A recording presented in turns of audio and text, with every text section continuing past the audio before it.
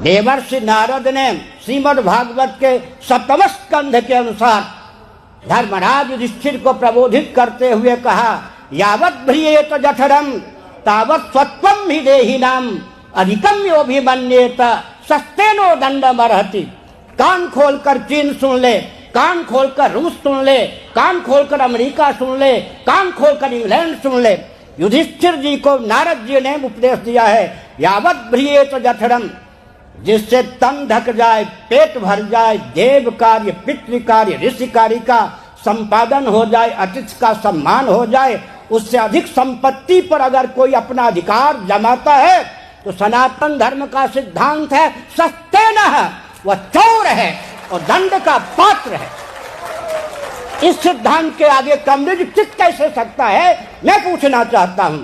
हमारे धर्म के अनुपालन में जो प्रमाद हुआ उसके फलस्वरूप कम्युनिज्म आदि का प्रादुर्भाव हुआ। विदुर जी ने क्या कहा है धृतराष्ट्र को, 2 प्रकार के व्यक्ति दंडाधिकारी का कर्तव्य है कि दंड पावे। दंडाधिकारी का कर्तव्य है कि 2 प्रकार के व्यक्तियों को दंड दें। कान खोलकर सुनिए, धनवंत मदातारम दरिद्रं च तपस्विनम। धनी होता हुआ भी जो अपने धन का सदुपयोग अन्यों के हित में, अन्यों को स्वावलंबी बनाने में नहीं करता, केवल स्वयं को उसका उपभोक्ता बनाता है, वह भी दंडाधिकारी के द्वारा दंड पाने योग्य है। और जो दाने दाने के लिए मुहताज होकर भी, गरीब होकर भी, स्वस्थ शरीर रहने पर भी उद्योग परायण नहीं है, दुर्व्यसनी है, ऐसा निर्धन भी दंड प्राप्त करने का अधिकारी है।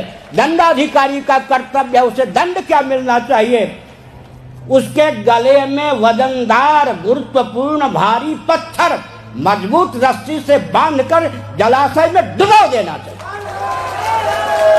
जब तक यह सिद्धांत हमारे यहाँ क्रियान्वित था तब तक रूस की आवश्यकता नहीं थी, चीन की आवश्यकता नहीं थी। और मैं एक संकेत करना चाहता हूँ, सनातन वैदिक आर्य हिंदू धर्म वह है जहाँ हर व्यक्ति की जीविका जन्म से आरक्षित है। आर्थिक विपन्नता, आर्थिक विषमता जहाँ संभव ही नहीं है, उसका नाम सनातन वैदिक आर्य धर्म है। अगर कोई सनातन वैदिक आर्य धर्म को स्वीकार नहीं करता है, उसका दोष नहीं है, दोष हमारा है। उसके हृदय में हमने दार्शनिक, वैज्ञानिक और व्यावहारिक धरातल पर सनातन धर्म के महत्व को स्थापित नहीं किया है।